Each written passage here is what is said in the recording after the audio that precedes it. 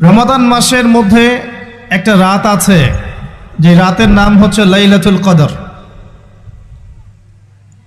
আমি আশা করি আপনারা সবাই এই সূরাটা জানেন।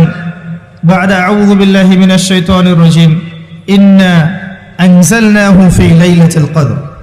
নিশ্চয়ই আমি কোরআনকে নাজিল করেছি লাইলাতুল কদরে, ভাগ্য রজনীতে।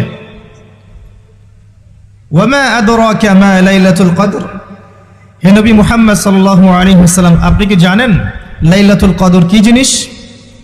লাইলাতুল কদরি খায়রুম মিন আলফি শাহর, লাইলাতুল কদর হচ্ছে হাজার মাসের চাইতে উত্তম।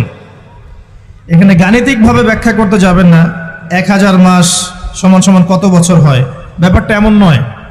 এখানে আধিক্য বোঝানো হয়েছে। হাজার হাজার মাস ইবাদত করলে যে নেকি হয়, এক রাত ইবাদত করলে সে নেকি হয়ে যাবে ইনশাআল্লাহ।